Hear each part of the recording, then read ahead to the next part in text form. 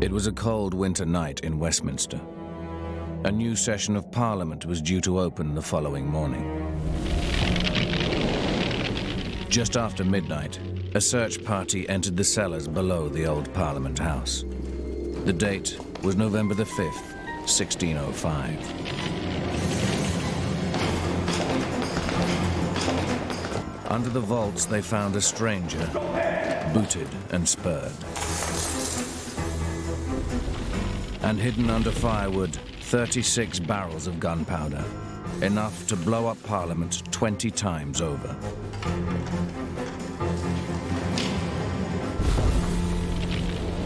The man they arrested was a Catholic soldier called Guy Fawkes.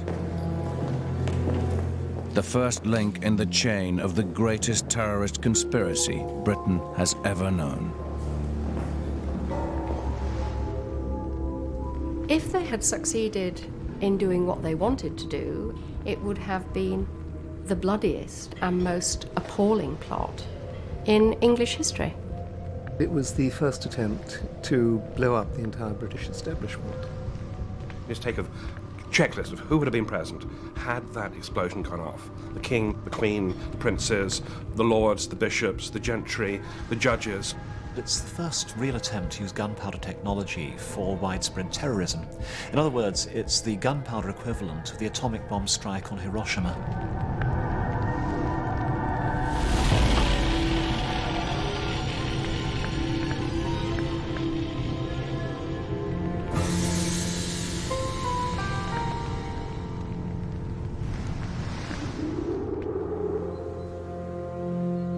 On Sunday, the 20th of May, 1604, in the Duck and Drake Inn just off the Strand in London, 5 men met in an upper room.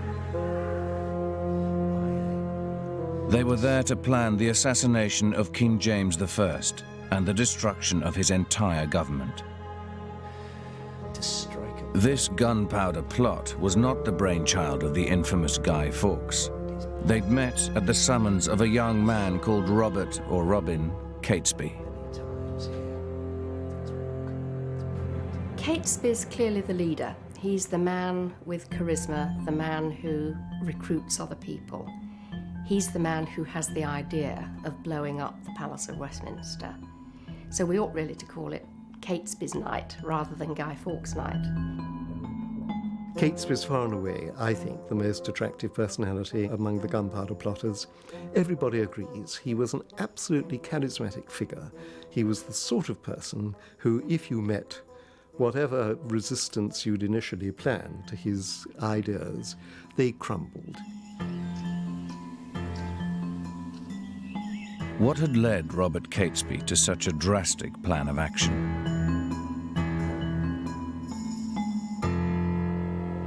On the surface, he seemed hardly the type. In 1602, in Queen Elizabeth's England, he appeared to have everything going for him. Catesby was a young nobleman with a dashing reputation as a swordsman and man of action. He had land, he had connections. But in a country as aggressively Protestant as Queen Elizabeth's, one thing counted against Robert Catesby. He was Catholic and proud of it. He's not, as it were, a crypto-Catholic. He's an out-and-out Catholic with a very strong view of the burdens that Catholics bear, and that Catholics should not be passive, but should seize an opportunity to better their condition. In the 70 years since the English Reformation, most Catholics had learned to keep their heads down and their faith to themselves. Most even attended church with their Protestant neighbors. But not Catesby. He was part of a network of wealthy Catholic families who refused to conform, who chose instead to suffer crippling fines for non-attendance. The government called them recusants. A recusant is somebody, comes from the Latin word recusare, to refuse. And a recusant is somebody who refuses to give outward conformity. Somebody who will not say, well, I'm Catholic inside, but I'm not a Catholic outside. Very much like the people in Eastern Europe who refuse to conform, what we call the refuseniks. You nearly always get in any society, particularly societies that are under pressure, some people who will not agree to go along with the mass. And the recusants are those sorts of people. In her Warwickshire manor house, Catesby's cousin Anne Vaux lived in a private Catholic world. Priests were sheltered in secret, children sent to be educated in Catholic schools abroad. In their own eyes, the recusants were a beleaguered minority, struggling to keep the true faith alive. But to the authorities, people like Anne Vaux and her cousin Catesby seemed dangerous. England was at war with Catholic Spain. It made the recusants potential fifth columnists, an enemy within, a security risk to be watched at all costs. The most commonly used comparison for the life of a Catholic in Elizabethan England in the modern day is that of being a communist in 1950s America. But to be a communist in 50s America was a holiday camp compared with being a Catholic recusant under Elizabeth. For a start, you were always in danger of having your property searched, usually at night and always without warning.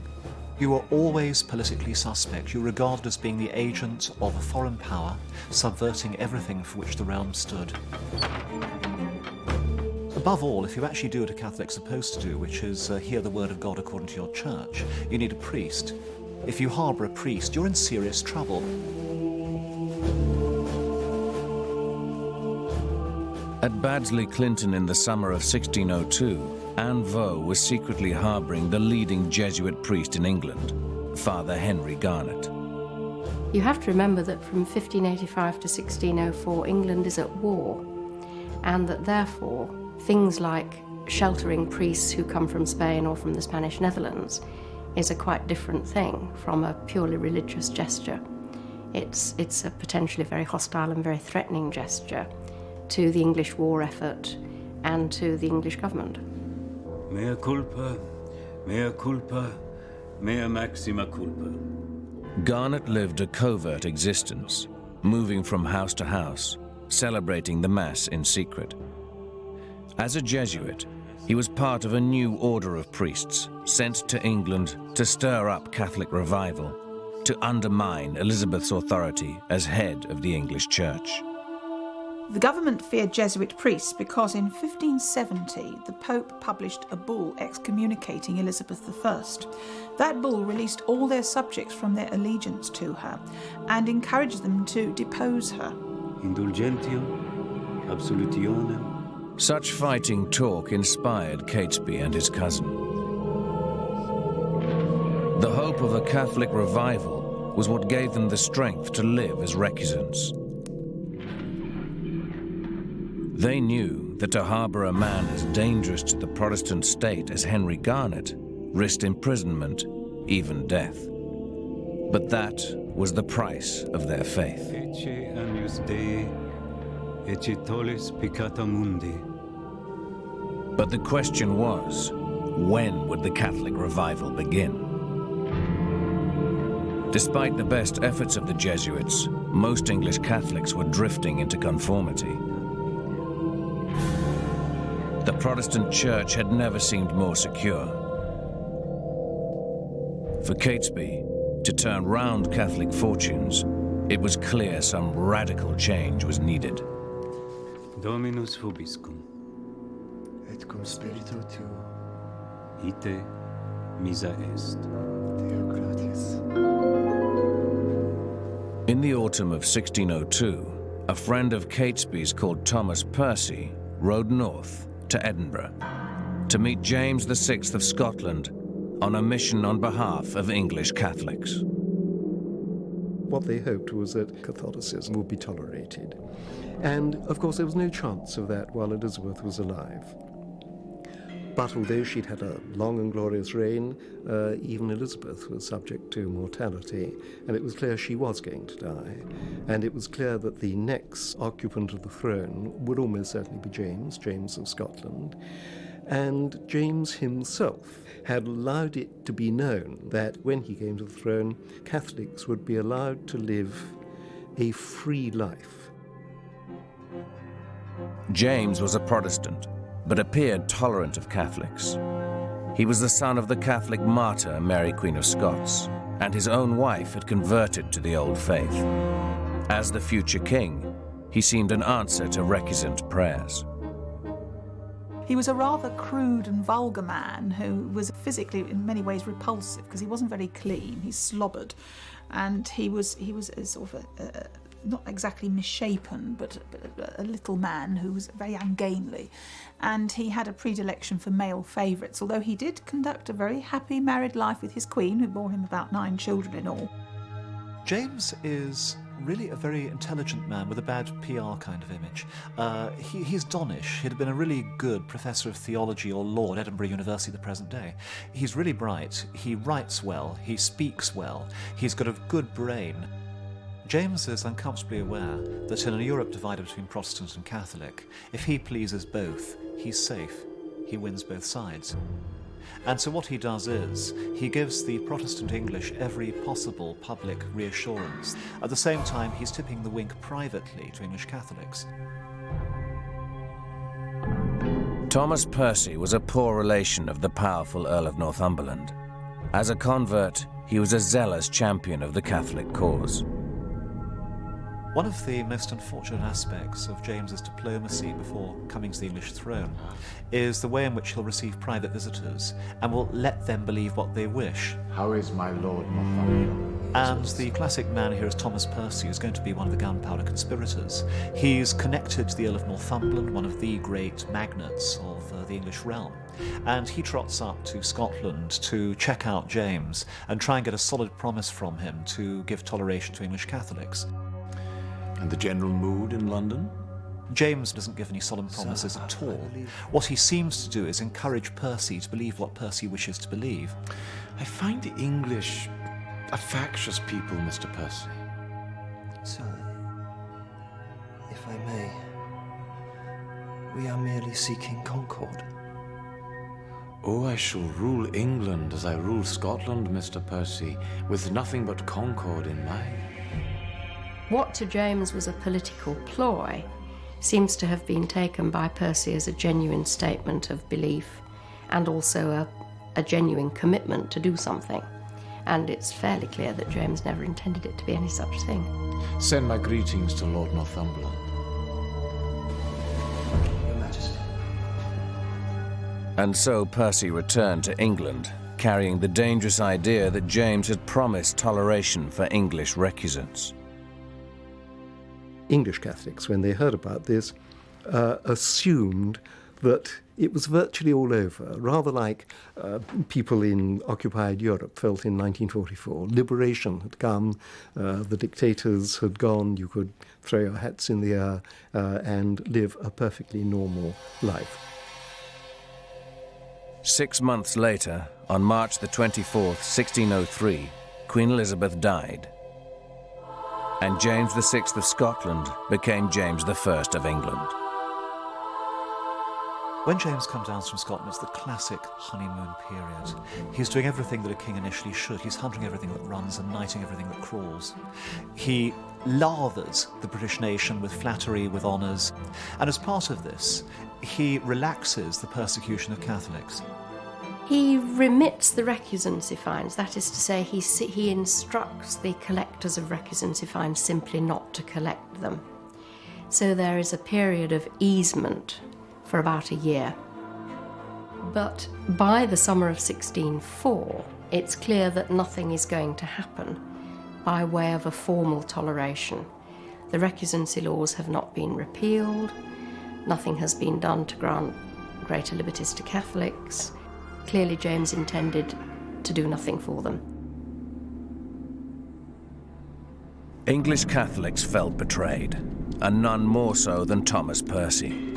As he saw it, James had proved weak, buckling under the weight of English Protestant opinion. By 1604, the honeymoon for English Catholics was over. Under pressure from Parliament, James reimposed the recusancy fines, and an edict was passed ordering all Catholic priests out of the country. Those that stayed risked being hunted down, as in the worst days of Elizabeth.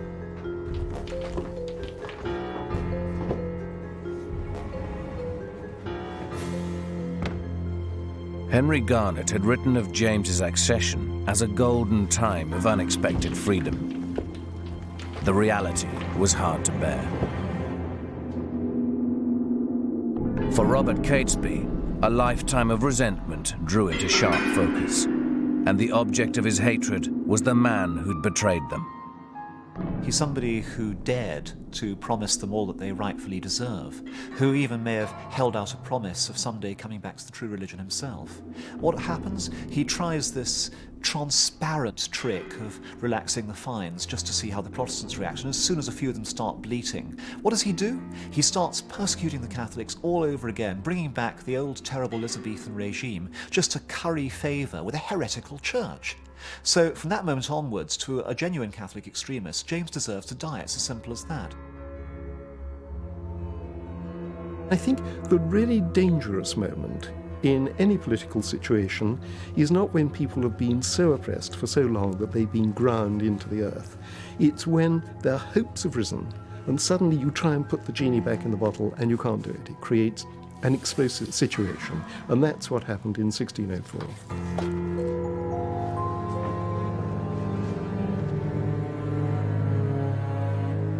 And so it was in the spring of 1604 that Robert Catesby made his decision: to blast King James and his Protestant regime to pieces.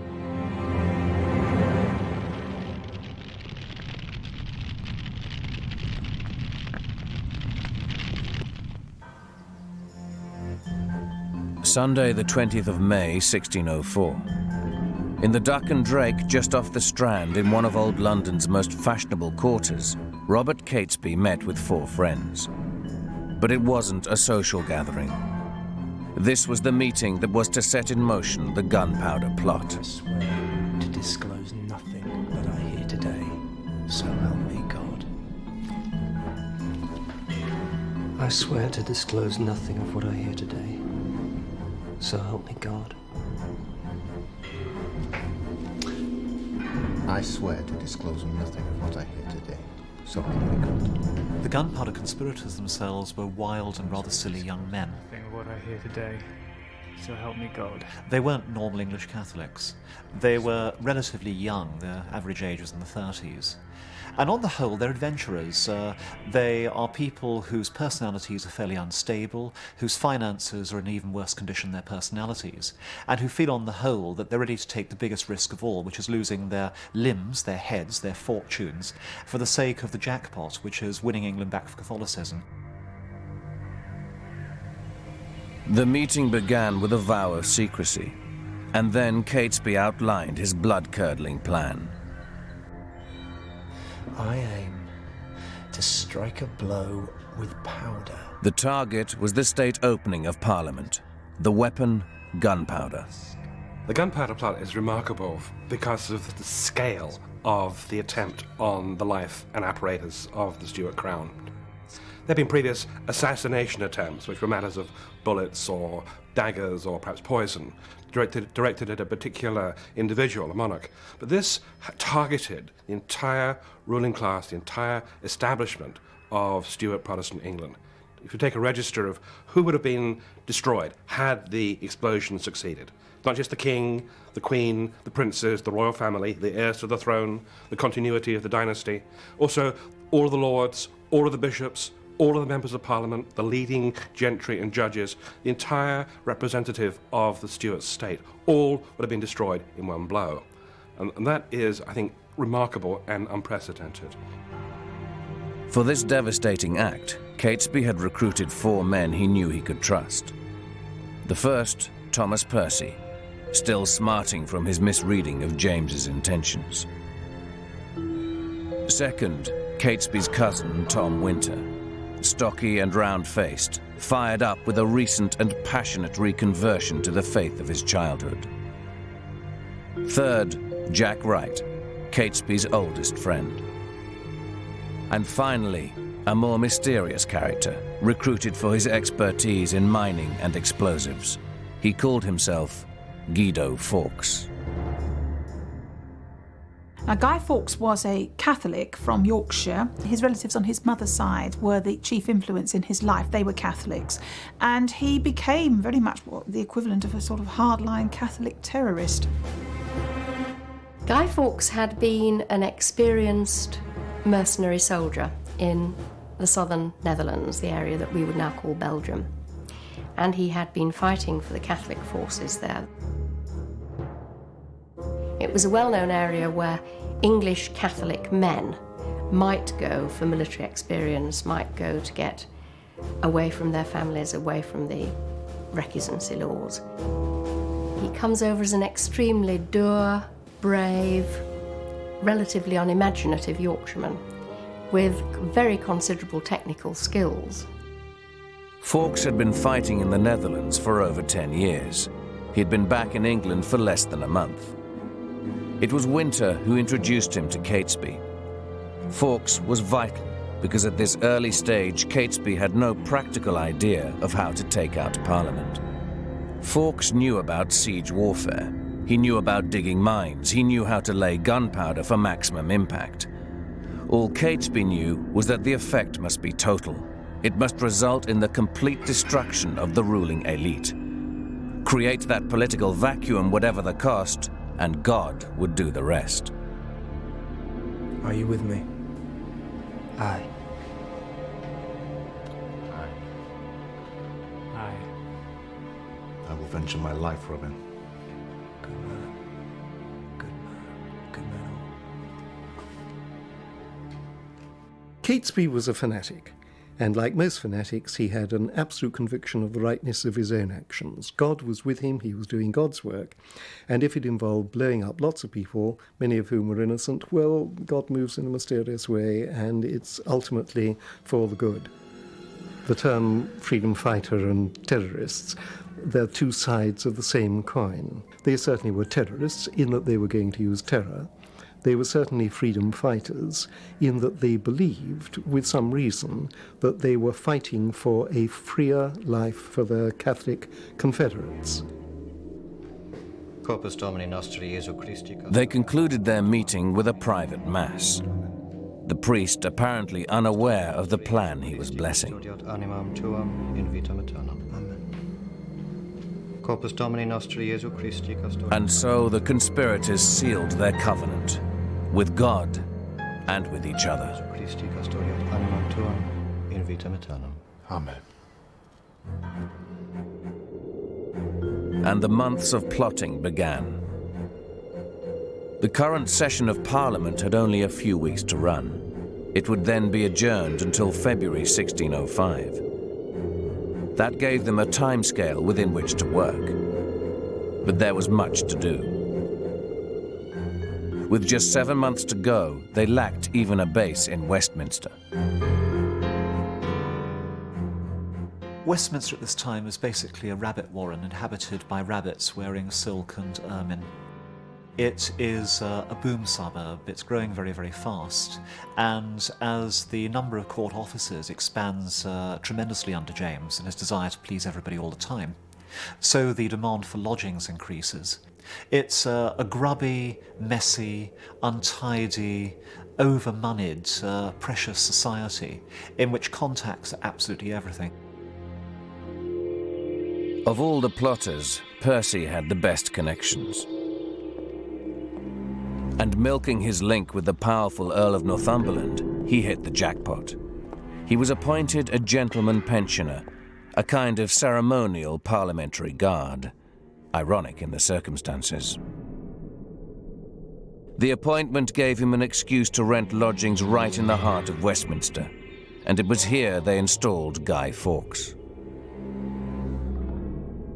Now, a reason to choose Guy Fawkes as the man who's going to light the gunpowder is that he wouldn't have been known in London. Now, that may seem very strange to us today when London's a large cosmopolitan city with millions in its population. But in those days, London had a population of thousands, and anybody who was anybody became rapidly well known. Guy Fawkes has liabilities and he has assets, and that's why he's used in London, where the two of them are in best balance. He's a liability because he's a nobody out in the Catholic network of the provinces. On the other hand, he does know about munitions, he's a soldier, he's part of an international network of Catholic conspiracy. And above all, at this time, he's an unknown. He's a man without a name who can move silently across frontiers. And in that great, thriving metropolis, and a nameless man with a mission is the best person to have on base. For the London side of the operation, Catesby co-opted 2 more men in the web of conspiracy. Thomas Bates was Catesby's manservant. Robert Keyes was a recusant gentleman from Lincolnshire, a trusty and honest man, according to the record.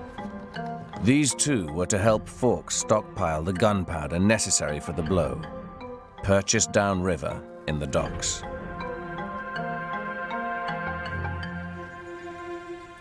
Gunpowder is quite widely manufactured in the southeast of England, and obviously during wartime there had been a considerable demand for gunpowder, not least from the ships of the Royal Navy, but also from English merchant shipping, because they very often carry cannon to defend themselves. Someone like Fawkes would know where to get gunpowder, having been in those circles as a military man. The nearest powder mill to London was in Rotherhithe.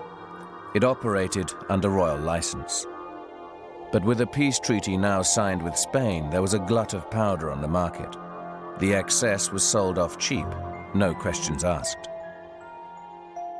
Fawkes stockpiled 36 barrels, taking his time to avoid suspicion, and he transported them back upriver to Percy's Westminster lodgings, up the Thames, that great artery of early modern London. 36 barrels was 10,000 pounds weight of powder. It would blow with the explosive charge of 250 cannon firing at once.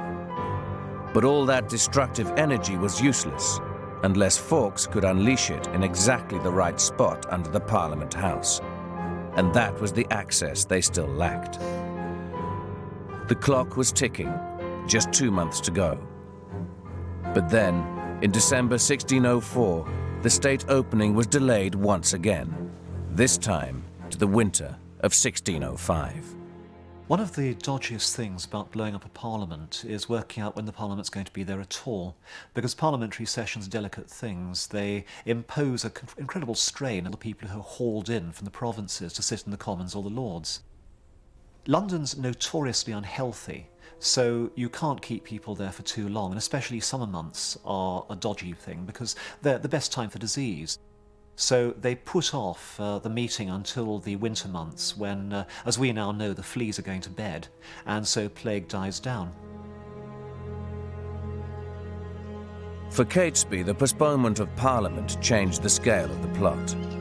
Up till now, he'd planned only the explosion. His grievance focused just on that one act of revenge.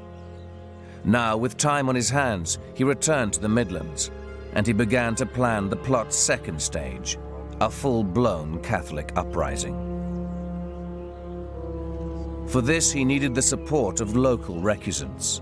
So in March, he recruited John Grant of Northbrook House, and Jack Wright's brother Kit, and Robert Winter, Tom's brother, the wealthy master of Huddington Court. Until now, in a curious way, although it's lunatic, the plot is actually viable. It's the Big Bang theory of destruction, in which you take out your enemy and then work out what happens next. Whereas Catesby now goes on to phase 2, and in doing so, he actually makes the plot more likely to fail because more and more people know about it. It's like spinning a spider's web in which you're going to be catching potentially really quite dangerous animals as well as flies. What Catesby envisaged was a cavalry uprising centred on the Midlands.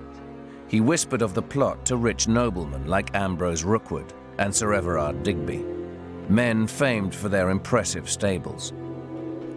The idea was, in advance of the explosion, a hunting party would be raised.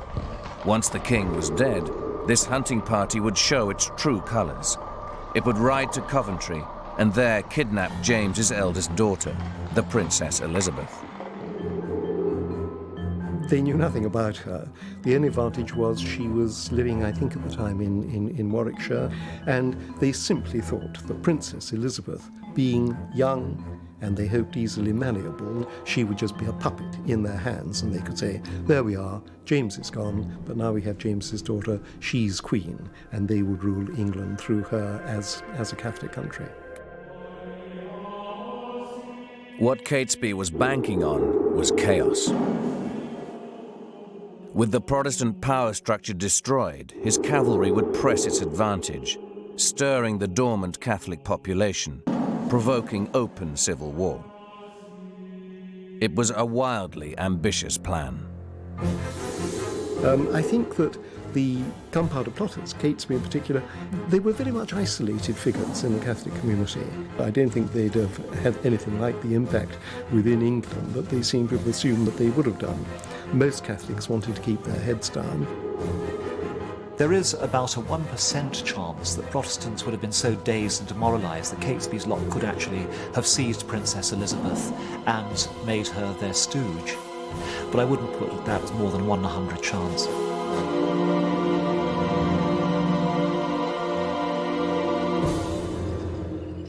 But Catesby was blind to any flaw. He convinced himself God was smiling on his plans. God had provided the gunpowder. God had secured Percy lodgings in Westminster.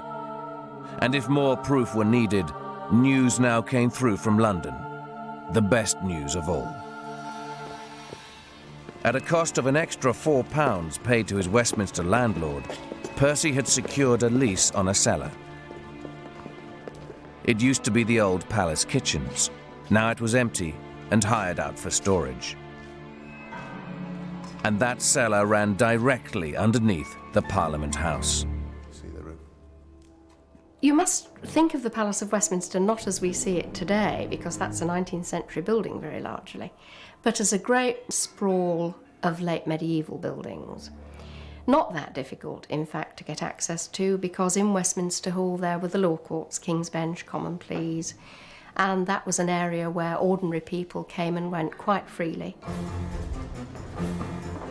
And so, during the summer months of 1605, Guy Fawkes and his confederates smuggled the powder into the cellar, for all the world like servants storing provisions, all quite legal and innocent. Under the very noses of the Protestant state, this powder keg would sit until Parliament reconvened. The Gunpowder plot was ready to blow.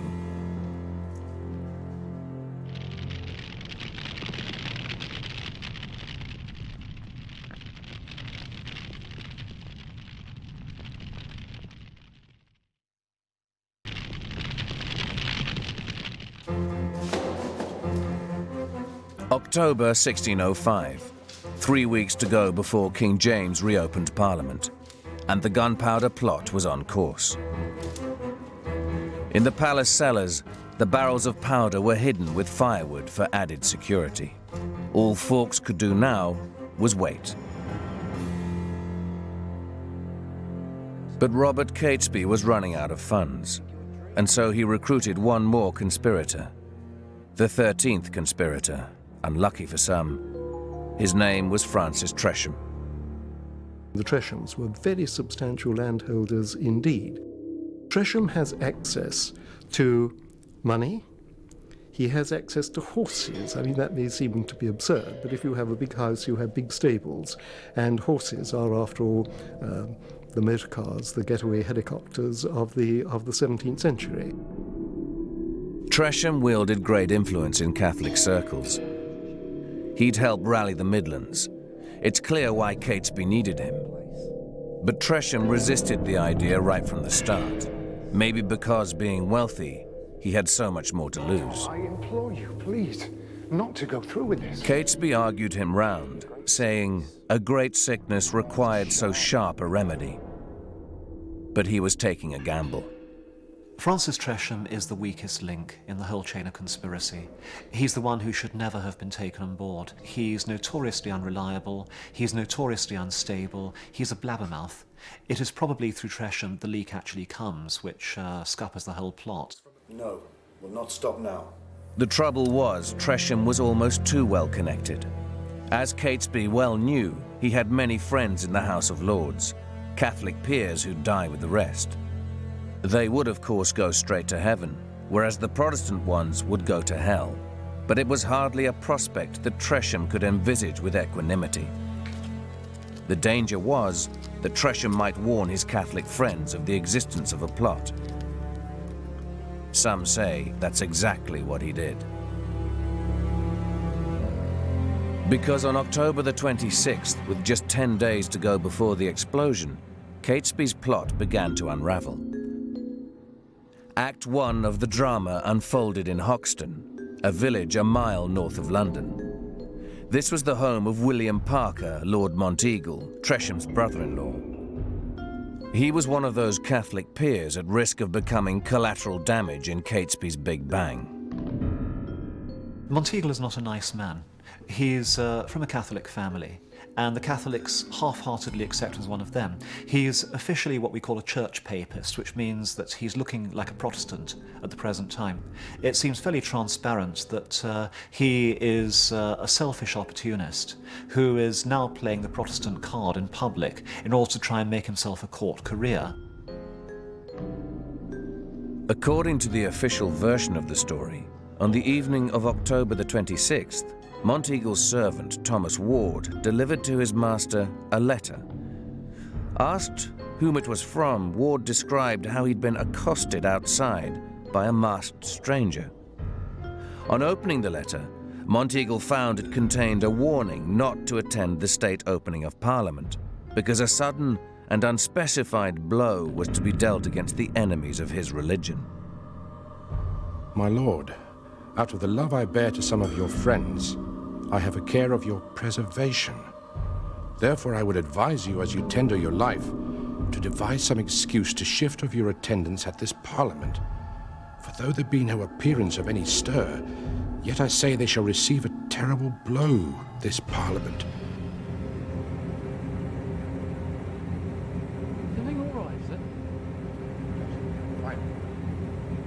Apparently, Monteagle didn't fully grasp the meaning of this letter. But sensing foul deeds were afoot, he resolved, despite the lateness of the hour, to ride at once to Whitehall, to deliver this warning into the hands of the authorities. Or more specifically, into the hands of James's Secretary of State, the notoriously anti-Catholic Robert Cecil. He's the son of Elizabeth I's greatest minister, William Cecil Lord Burleigh. So he's a man born to power, born into an immensely wealthy and powerful family. Like Sir Francis Walsingham before him, who was Elizabeth's Secretary of State, one of his major functions was collating intelligence, and he inherited Walsingham's spy ring. Cecil is seen as the spy master, and that's an anachronistic term. The 16th and 17th century would have called it an intelligencer.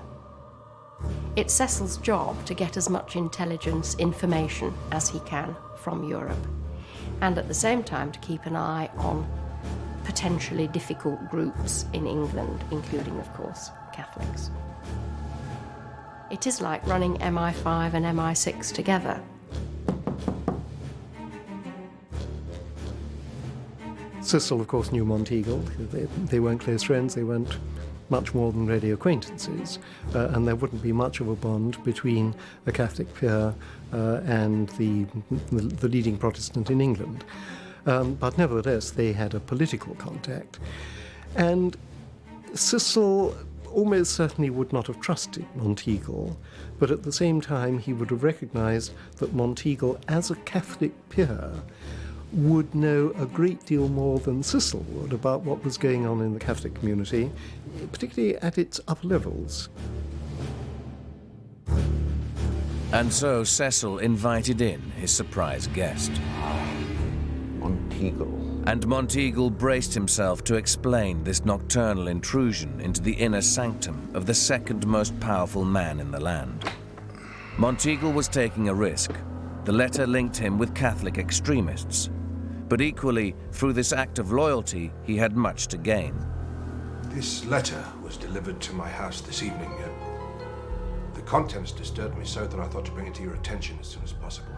And so the letter was handed over. And apparently Cecil too found the letter obscure, just as Monteagle had done. And the two men sat into the night discussing the dark and doubtful document, puzzling over its authorship. How came you by this? It was delivered to my house. But meanwhile, events were taking on a momentum of their own. In Hoxton, Monteagle's servant, Thomas Ward, was himself a Catholic on the recusant Grapevine. He told the conspirators of the letter. Determined to identify the leak, Catesby and Winter turned at once on the natural suspect, the blabbermouth, Francis Tresham. What do you know of this? What? Tell me you're not a man who would betray us. It took some smooth talking and an oath on the Bible to persuade them he was innocent. Tell me about the letter. And it seems they believed him. I know nothing about any letter! It was widely assumed at the time, in the aftermath of the plot, that it was Tresham who was responsible for the letter.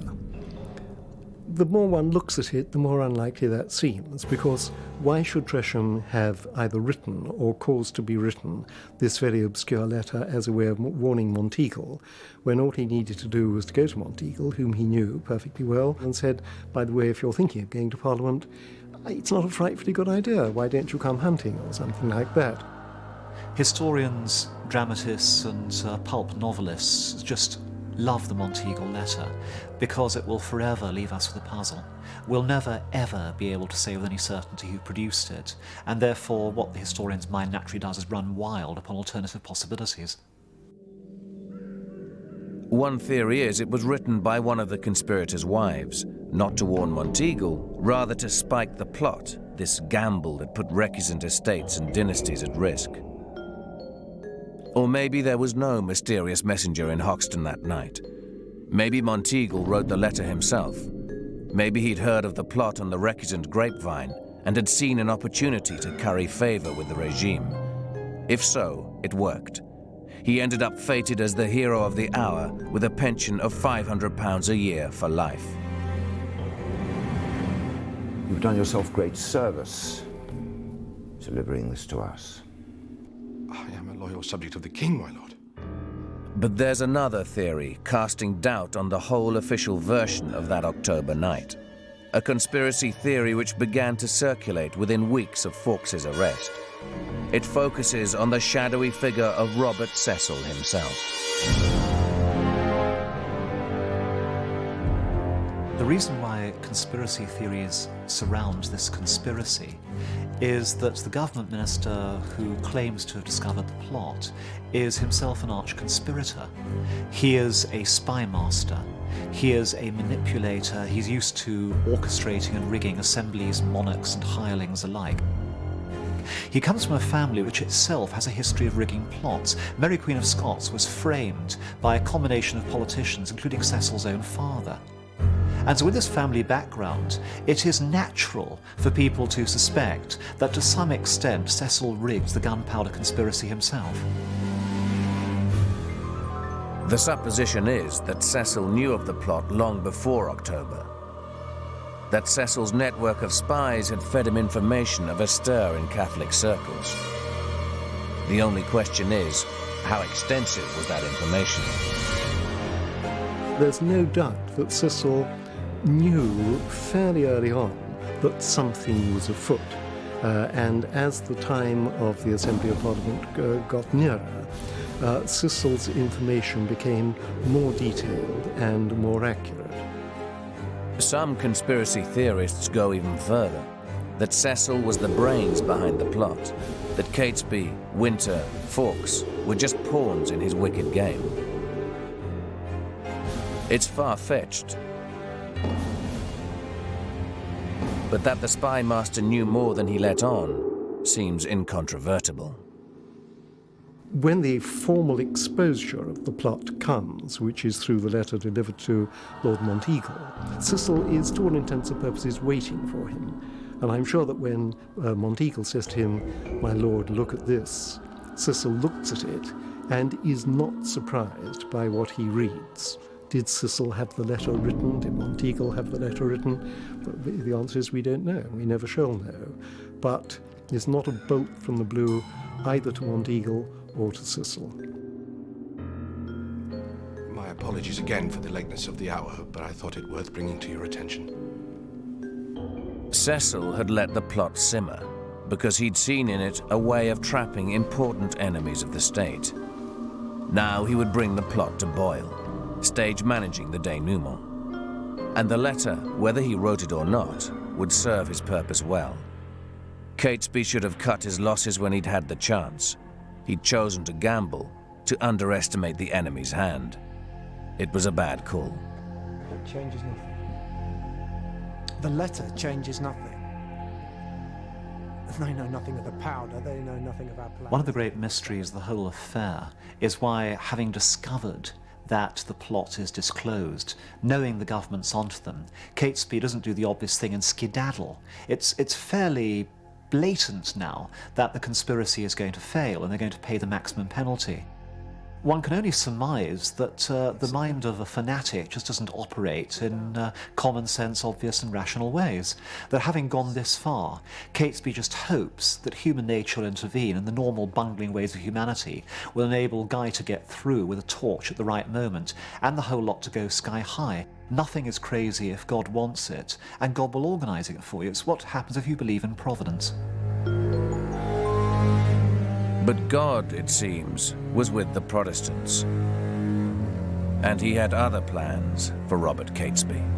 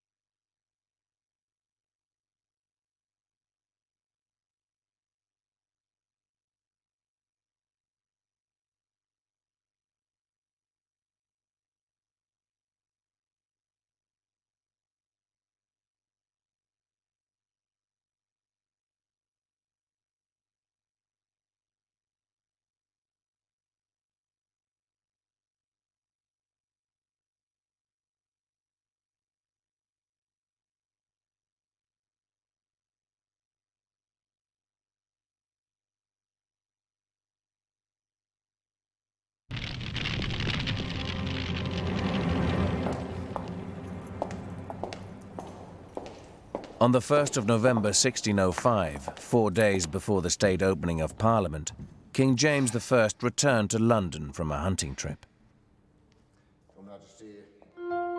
His chief minister, Robert Cecil, handed him the Monteagle letter, the letter revealing the threat to Parliament. Cecil played the innocent. He pretended he was baffled, allowing the king to shine. Where does this come from? We know not, Your Majesty. It was delivered to... And of course James, the wisest fool in Christendom, took the bait. This letter intimates great violence. Always paranoid, obsessed with his own safety, he leapt on the word blow. A blow. He berated Cecil for failing to grasp the blindingly obvious. A great blow. That suggests to me powder. Powder. In the official version, the king is the first person immediately, brilliantly, spontaneously to perceive the truth of the matter and suggest it might be a good idea if people started searching the cellars beneath the Houses of Parliament and the vicinity of the Palace of Westminster. And in this way, the conspiracy is revealed by the only person equipped by God to do so, which is the brainy monarch himself. Now, this is wildly implausible given quite how sharp Cecil himself is. But in favour of James having some role in it, you have to say that he's a clever man. He is perceptive, quick-witted, and also a very good survivor. Of the 6 rulers of Scotland before James, only one has not died violently, and he died of nervous exhaustion. James's mother had her head hacked off in an English jail. His father was strangled after an attempt to blow him up. And James himself has survived 2 attempts upon his life, one allegedly by trapping the assassin's head under his arm and screaming for help for all he was worth. He is used to the idea of attempts on royal lives. He's ready for this one. James charged Cecil with his safety. He called for Westminster to be searched, but still Cecil waited. In his own words, he wanted the plot to ripen, to snatch it in full bloom. And so the conspirators made their final preparations, unaware of the net closing in. Catesby's plan was to stay in London until the 4th. He would then ride to the Midlands in advance of the others to join the hunting party raised by Digby as a cover for the kidnap of the young princess. One last time, Tresham urged the others to reconsider, his nerves stretched to the limit. We are prepared to die. But Catesby, Winter, and Percy were resolute, ready to abide the utmost trial, to give their lives if necessary. In the cellar, Guy Fawkes prepared a fuse, enough apparently to smoulder for 8 hours before the gunpowder blew. His brief was to stay in the Westminster lodgings until after the explosion, to witness the destruction, to confirm the death of the king, and then to ride to join the others with the joyful news. At some point on the 4th, it's known he visited Keys in Lambeth to collect a timepiece with which to gauge the vital moment. At 11 o'clock on that last morning, Thomas Percy left to pay a visit to his cousin Northumberland at Sion House, to see what rumours, if any, were circulating at court. Later that evening, he rendezvoused with Catesby at the Duck and Drake. He told him all was well. There was no talk of the Monteagle letter. Then I go. Catesby left for the Midlands. But Percy was quite wrong. All was not well. Because now, at the 11th hour, Cecil was ready to make his move. His plan was that the king should take all the credit. His denouement would be orchestrated to that effect. The official version has the Lords Suffolk and Monteagle searching Parliament in the early evening and spotting a bearded man, most likely a servant. But they also notice a pile of firewood, a pile too large for the lodgings the cellar served.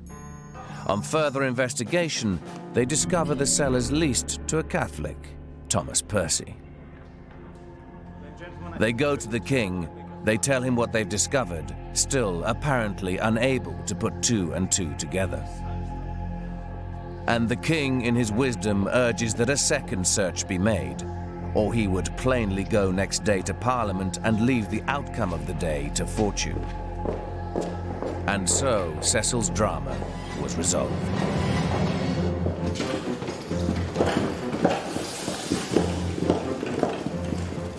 Just after midnight, the second search party entered the Westminster cellar. And there they arrested the mysterious stranger, booted and spurred as if for flight. What's your name? John Johnson. He gave a false name.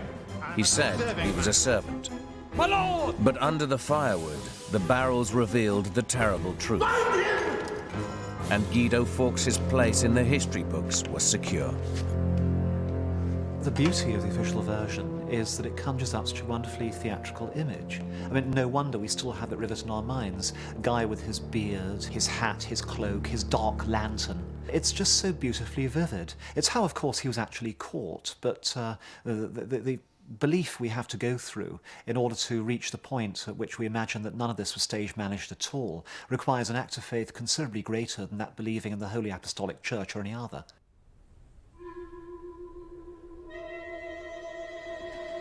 As soon as Fawkes was taken, a warrant was issued for Percy's arrest. Kit Wright was the first to hear the news. He rushed the Duck and Drake to warn the others. What do we do? The conspirators in London, of whom the leaders are Winter and Percy, have a quick conflab at this stage and work out what to do. We leave. And really they do the only thing sensible left to them. They bolt for the provinces. The conspirators spent the 5th riding through a brutal November landscape. They'd posted horses along the route. It said their cloaks were found later, cast by the wayside. Catesby was ahead of them, still ignorant of the news. But somewhere in Bedfordshire, he was overtaken by Ambrose Rookwood. Rookwood had ridden like the wind. It was his thankless task to break the news of Guido's arrest to the man who'd planned the plot. We'll never know how Catesby reacted. The only wise course now, surely, was to keep riding west, ahead of the inevitable chase, to sweep up his friends in the Midlands en route, to escape, maybe to Catholic Ireland. But Catesby was never one to play it safe. He rode to Ashby St Ledges in Northamptonshire, where his mother lived. Too embarrassed to face her, he arranged to meet John Grant and Robert Winter at the edge of the town. There he told them that though Guido was taken, they'd push on regardless. They'd join the hunting party. They'd spread the rumor the king was dead. They'd stir the dormant Catholic community into open rebellion. But Catesby was blind to one crucial fact: his own isolation on the margins of mainstream Catholic opinion.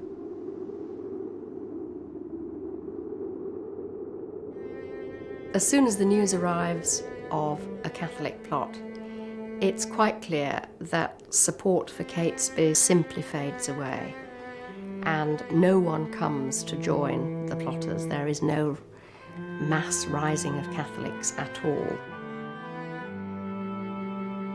Catesby had at his disposal a ragtag cavalry of no more than 40, maybe less, a rump of recusants.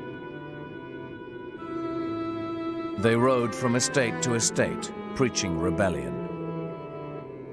But the Catholic majority treated them like lepers. They closed their doors. When Catesby arrives and tells them that the king is dead, I feel sure their immediate reaction must have been one of horror, because they were loyal subjects. You don't want the king to be dead even if he's a king of a different religion. He was their king. Secondly, if the king is dead, what sort of horrors does that open up? Who's going to take over? They've suffered so far, but my God, the suffering that's to follow under Robert Cecil or committed Protestants or whoever would be a great deal worse. They saw at once that this could only make their circumstances more difficult. Not better, but considerably more difficult. And they must have feared absolutely the worst: draconian recusancy laws, mass imprisonments, executions, whatever. So I think there would have been virtually no support whatever for this hot-headed, relatively unknown, fanatical, mid-30-year-old saying, "This is it, boys, the time has come. Rise up, now or never." And they think, well, in that case, never. Let's get home and lay quietly and see what happens. And so, on the evening of the 7th of November, the remaining plotters reached their last safe house, Holbeach, on the Shropshire border. Tired, demoralised, hunted, the Gunpowder plotters prepared for their final stand.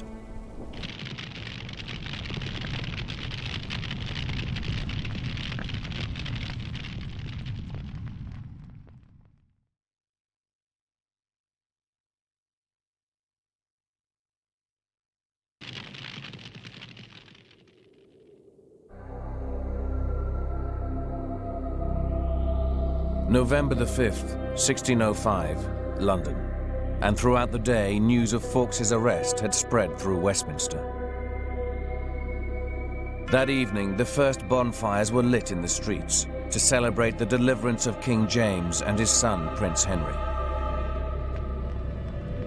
There seems to have been a tremendous outpouring of relief, which is understandable not only in terms of the fact that the plot had failed, but also the fact that James had been only 2 years on the throne of England, and that his death and the death of Henry would have precipitated a major succession crisis. There are nationwide celebrations of bells ringing in churches and bonfires lit.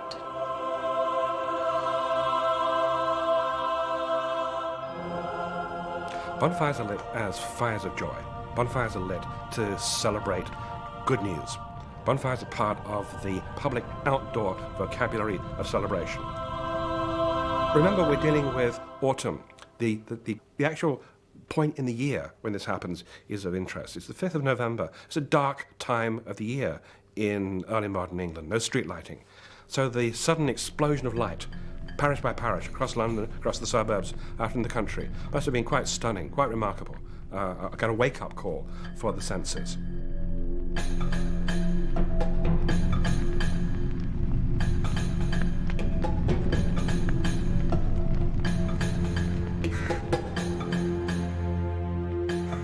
So far in the Tower of London, Guy Fawkes had held his tongue, sticking to his alias of John Johnson, refusing to name his accomplices.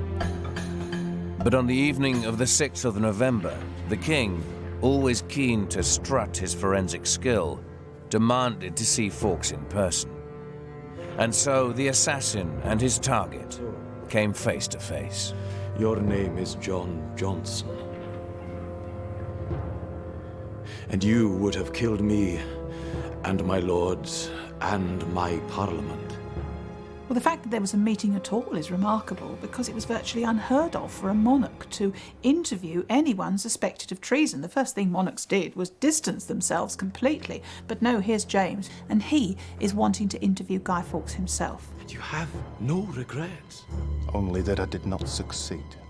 This is totally in character for James. Whenever a really hot political prisoner comes up, James likes satisfying his own intellectual curiosity and also upping the drama of the moment by interrogating in person. It shows him to be at the cutting edge of government activity. And what of the royal children? Merely innocents. The king showed off his debating skills, but Fawkes showed him nothing but contempt. I thought to blow you all back to Scotland. That's what I thought. How could you conspire so hideous a treason? Asked his motives, he echoed Catesby's words to Tresham. A dangerous disease requires a desperate remedy. It's not known how his composure affected the king. But what is recorded is what James did next.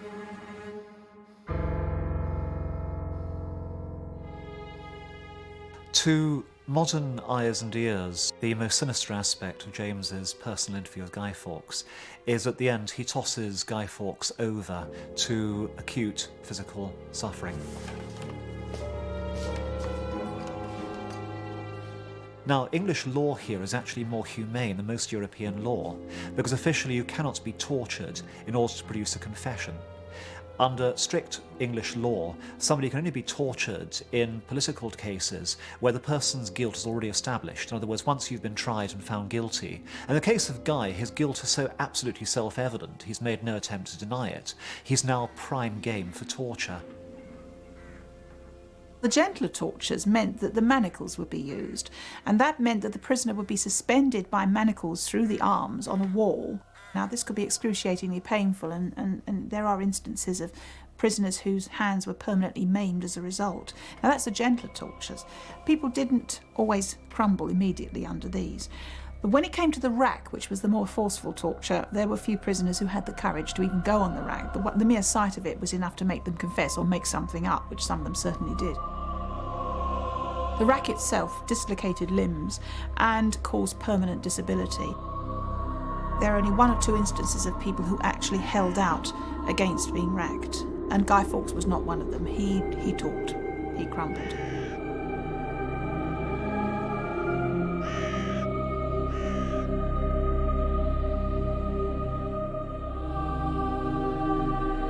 2 examples of Guy Fawkes' signature exist.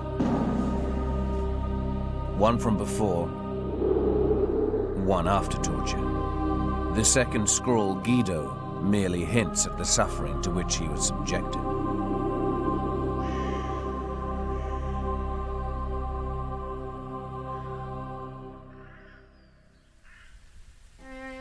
All eyes now were on the Midlands. Fawkes' confession had filled in whatever gaps had existed in Cecil's knowledge. It incriminated the Wrights, it incriminated the Winters, and so the endgame began. By the time that the conspirators reach what's going to be the last stand, which is Holbeach House, Staffordshire, everything's gone wrong. They're abandoned by their co-religionists. Even the weather's rotten. They've been soaked through on their ride. They're on the verge of despair. They're on the verge of catching colds. About the only thing remaining for them now is to make an epic last stand and find martyrdom.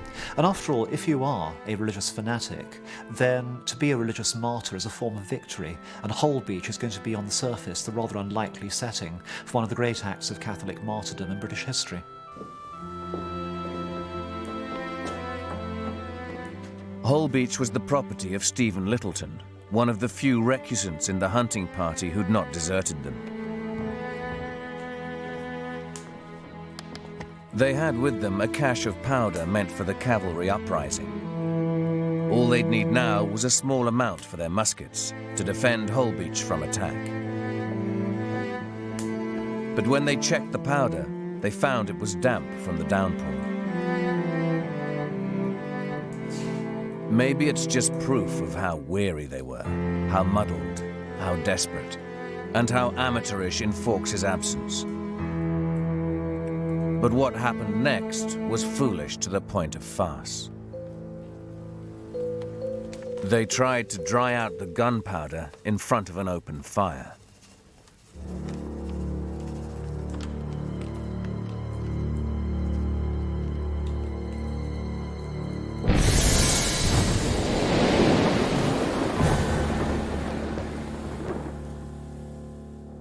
As part of the tragicomic aspect of the Gunpowder conspiracy, nobody actually dies. One poor guy, John Grant, is actually blinded by it because it goes straight into his eyes. And the rest are charred and they're sickly, but nobody's actually killed. The fact that a conspiracy which sets out to blow up the political nation almost ends up by blowing itself up indicates quite this mixture of sheer madness and bungling with genuine heroism in the makeup of the Gunpowder conspirators. With the 17th century mentality being so extremely providentialist, they saw this as a clear divine message that God had not been on their side in the powder plot, that indeed God now through powder was rebuking them. So all sense of that spiritual elation must have gone at that point. What do we do? And it was that evening that Tom Winter said to Catesby, "What do we do next?" And Catesby made the famous remark, "We mean here to die." Catesby clearly having come to the end of the road and seeing the plot had failed completely, and maybe realising that all along it had been an appalling mistake. By the following morning, November the 8th, the Sheriff of Worcester had the house surrounded with a posse of 200 men. I'm always impressed by the speed, the rapidity with which the news gets to Warwickshire. The sheriff has his men in arms almost before the conspirators arrive. The speed of the authorities' reaction could imply that they are ready. The final shootout is as epic as any Western. It is Young Guns all over again. It is Butch Cassidy and the Sundance Kid. As the posse, literally, aim their guns from the courtyard, Winter gets a broken arm from a musket ball and reels back inside. The Wright brothers are shot down mortally wounded. Catesby and Percy set up a sort of joint defence. There's only a handful of plotters in the house, and they've got the sheriff and his merry men outside hammering on the doors. And the men, of course, are armed with muskets, whereas the gunpowder plotters have, on the whole, just swords. And it's just a question of time before they're overwhelmed. Catesby realises this is it, and he turns round, writing his own epic, to Percy and says, right, that's it, lad, let's go out together. And out they came. And in an uncommonly good piece of shooting for the time, muskets being so inaccurate, this was clearly an accident, the same musket ball actually takes them both out. Percy's killed, I think, instantaneously. Catesby, not quite instantaneously, has time to crawl away into a sort of chapel where there's a picture of the Virgin, which he clutches to himself, and so dies clutching the picture of the Virgin, which is very appropriate for a man who, whatever else you may think of him, died for his faith.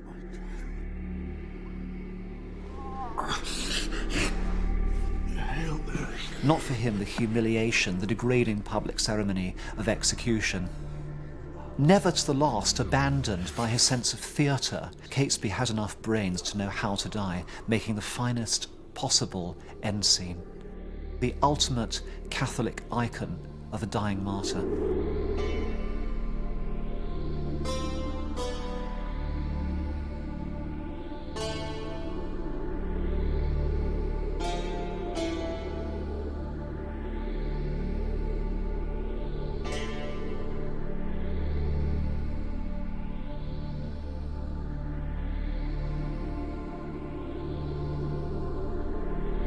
From Holbeach, John Grant and Tom Winter were taken to the Tower. Tom, despairing at having outlived his hero Catesby, was placed in the next-door cell to Fawkes, and Cecil had a jailer eavesdrop on their conversations. Within a week, the others were rounded up. Robert Winter, Keyes, Bates, Rookwood, Digby. Francis Tresham didn't last long. He developed an inflammation of the urinary tract. He sickened and died in his cell.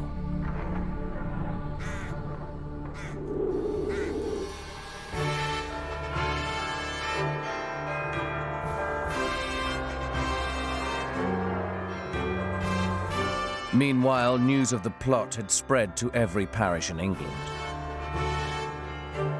Prayers of thanksgiving, hastily printed, were read from every pulpit, and a mood of Protestant triumphalism swept the nation.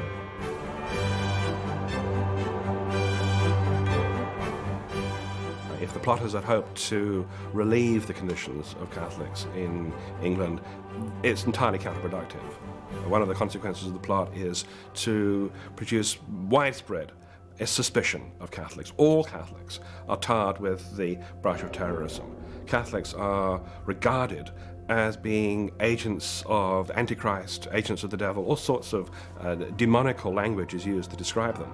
And poor English Catholics who are simply trying to maintain their faith in private, bring up their children in what they regard as the true religion, find themselves penalized, restricted, harassed in all sorts of ways, and demonized by their neighbors. For the government, the immediate need was to round up the dark forces behind the plot. And for Cecil, that meant the Jesuits. Catesby's confessor, Henry Garnet, hid in a priest hole for 8 days before they found him.